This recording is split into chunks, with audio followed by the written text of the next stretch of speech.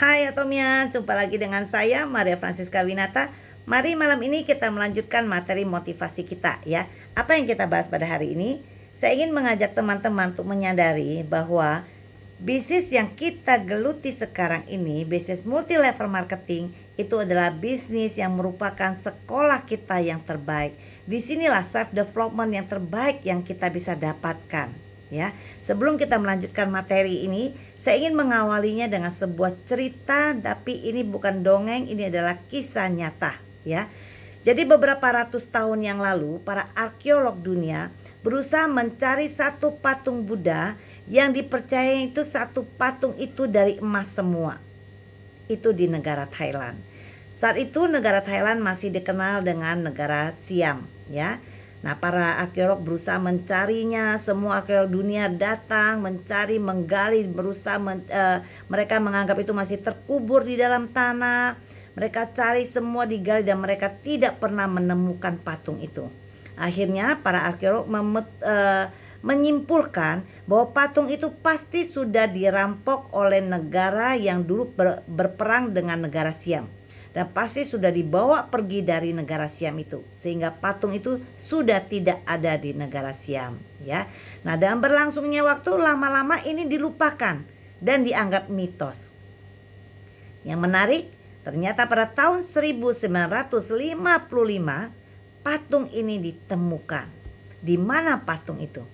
Ternyata patung itu berdiri kokoh di atas tanah dan tidak pernah pindah dari negara Siam. Nah, kenapa bisa begitu? Jadi ceritanya dulu beberapa ratus tahun yang lalu di negara Siam ini, di daerah yang disebut, ada satu kawasan disebut Ayutthaya. Nah, kawasan ini dipimpin oleh para pendeta Buddha.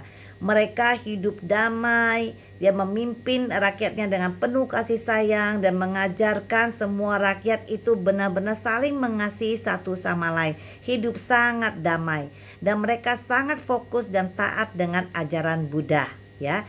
Dan mereka semua hidup dengan sederhana dan menyisihkan semua kekayaan mereka. Dan mereka juga sangat terampil untuk membuat patung-patung. Dan mereka selalu bikin patung-patung Buddha ya. Nah, karena mereka hidup dengan sangat bersahaja dan sederhana, semua kekayaan mereka kumpulkan dan mereka membuat satu patung Buddha dengan besarnya sekitar 3 meter, beratnya 5,5 ton, dan itu terbuat dari emas semua, 18 karat.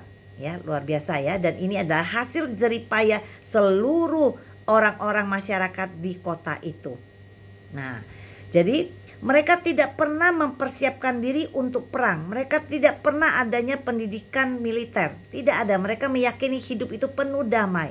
Tapi suatu ketika mereka mendengar ada suku barbar yang akan menyerang mereka. Paniklah mereka semua. Tapi mereka tidak ada persiapan apapun.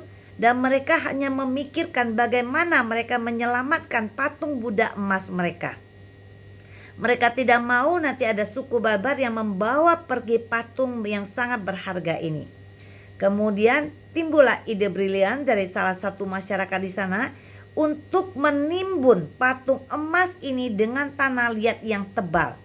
Untuk meyakini nanti siapapun yang datang menjajah atau perang dengan mereka akan menganggap patung ini bukan barang yang berharga.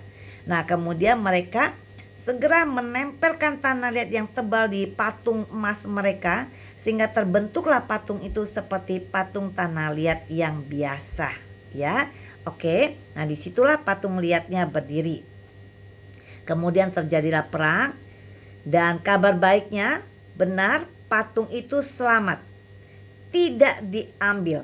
Dan para barbar itu benar-benar mengambil seluruh harta karun yang ada di kota mereka dan dibawa pergi, kecuali patung emas itu, karena mereka tidak tahu itu adalah patung emas yang sangat berharga karena dilapisi lumpur tanah liat yang sangat tebal. Nah, kabar buruknya satu kota itu semua meninggal. Jadi semua masyarakat yang mengetahui patung itu ditutupi tanah liat semua sudah mati, terbunuh di saat peperangan. Nah, disitulah akhirnya para arkeolog datang mencari dan tidak menemukannya. Nah, di tahun 1955, raja yang memimpin saat itu memerintahkan untuk memindahkan patung raksasa ini. Ya, karena dianggap ini kan patung Buddha dari tanah liat.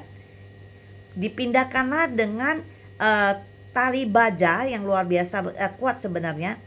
Tapi ternyata beratnya patung itu tetap melebihi kekuatan dari bajanya, sehingga putuslah baja itu dan jatuhlah patungnya.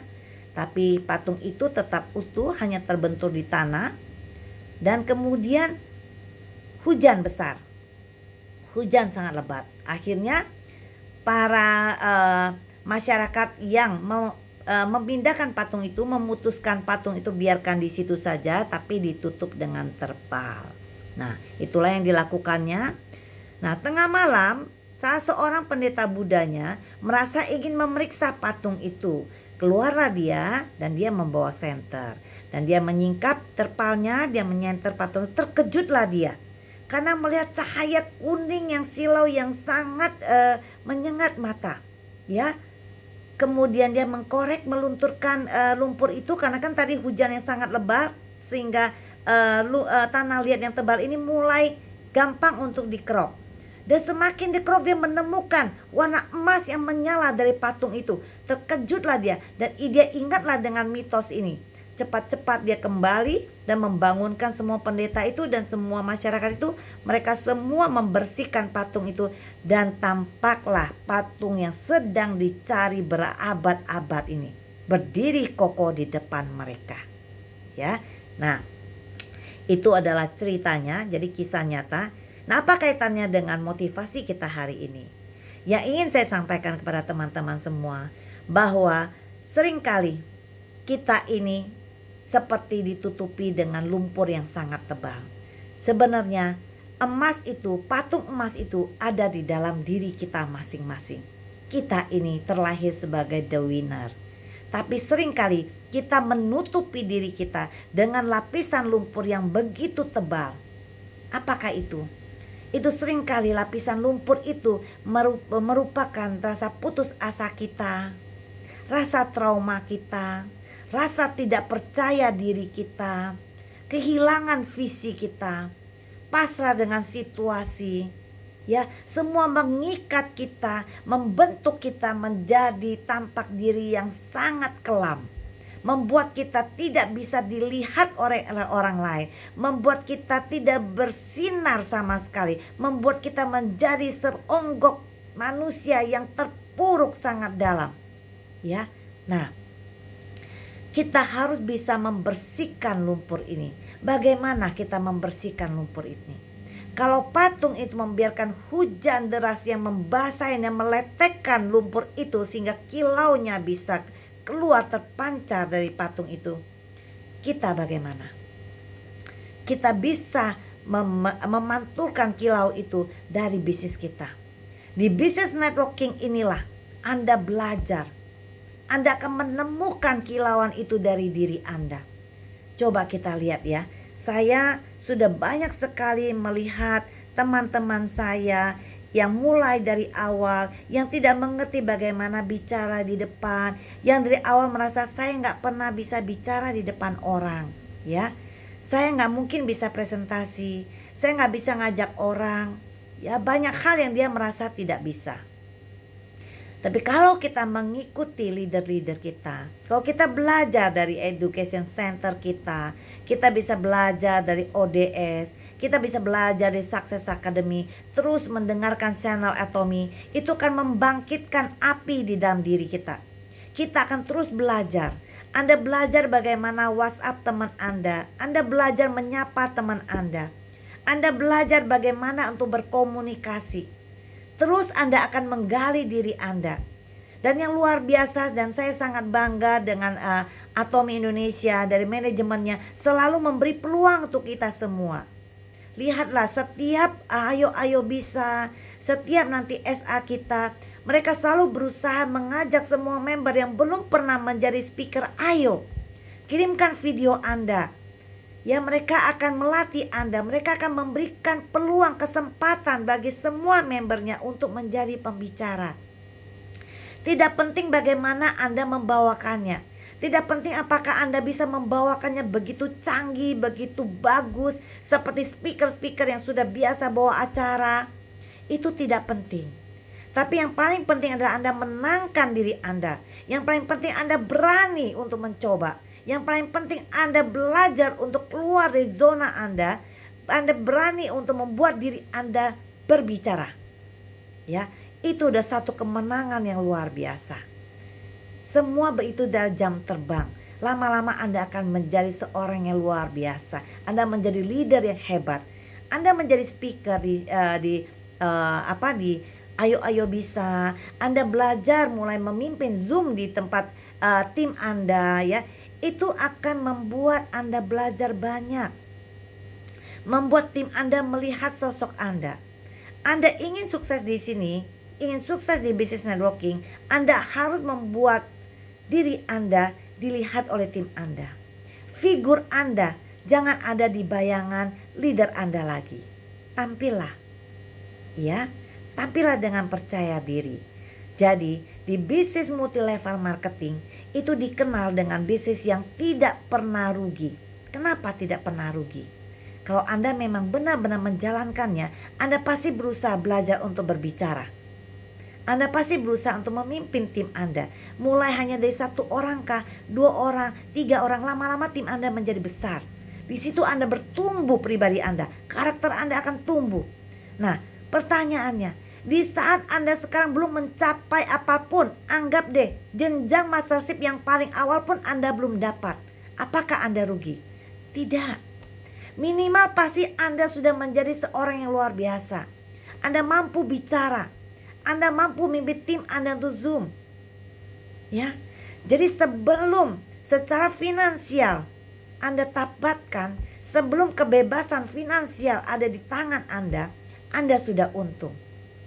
Untung di self development diri Anda. Pendidikan yang terbaik Anda bisa dapatkan paling sempurna adalah di bisnis multi level marketing. Di saat nanti Anda sudah semakin sukses, semakin tinggi jenjang Anda, semakin Anda akan mendapat ilmu-ilmu itu. Semakin mantap Anda bertumbuh menjadi karakter yang lebih baik.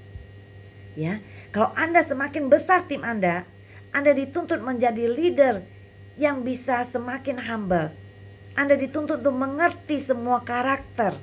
Itu tidak gampang. Dan kita terus belajar. Tidak ada satu leader yang paling besar pun merasa sudah selesai belajar di bisnis multi level marketing. Dia akan terus belajar. Tidak ada istilah lulus. Tidak ada istilah wisuda. Tidak ada. Karena kita terus belajar. Kenapa? Karena kita selalu akan berjumpa berbagai karakter yang ada di sini. Kita akan berjumpa setiap masalah-masalah dari tim baru. Akan terus lahir tim baru di bawah jaringan Anda. Disitulah Anda akan terus belajar. Ya. Jadi Anda tidak pernah rugi di bisnis multi level marketing. Walaupun Anda belum mencapai mastership apapun, Anda pasti sudah untung bagi Anda yang mau belajar. Ya. Jadi di sini di bisnis multi level marketing, di saat Anda benar-benar kita mencapai posisi mastership yang tertinggi, itu Anda pasti menjadi seseorang punya karakter yang luar biasa. Ya. Jadi marilah kita berjalan terus seiring sejalan, terus belajar. Yakinlah, jangan pernah Anda merasa rugi di bisnis ini karena Anda tidak pernah rugi. Anda untuk belajar berbicara, kalau di pendidikan non formal di sana kita bayar mahal. Banyak sekali ya yayasan-yayasan atau kursus-kursus untuk mengajar menjadi pembicara. Anda dilatih menjadi speaker. Anda dilatih untuk bisa memimpin figur Anda, bagaimana untuk menjadi percaya diri. Bagaimana Anda harus sosok Anda berdiri di depan panggung seperti apa. Bagaimana tatapan mata Anda kepada audiens. Bagaimana vokal Anda. Semua itu Anda harus bayar sangat mahal kalau Anda bayar kursus di luar itu. Tapi di bisnis ini Anda tidak dibayar, tapi Anda dibayar. Ya, justru Anda mendapatkan bonus di sini di saat Anda belajar. Itulah. Jadi bisnis multi level marketing itu bisnis yang tidak pernah rugi bagi kita yang memang benar-benar belajar berbisnis di sini. ya. Oke, itu saja dari saya. Tetaplah semangat belajar, percayalah kita semua akan sukses di sini. Ayo, ayo bisa untuk seluruh atomians di seluruh dunia ya. Oke, jumpa lagi di materi kita yang berikutnya. Dah, jangan lupa like, share, dan subscribe-nya. Dah.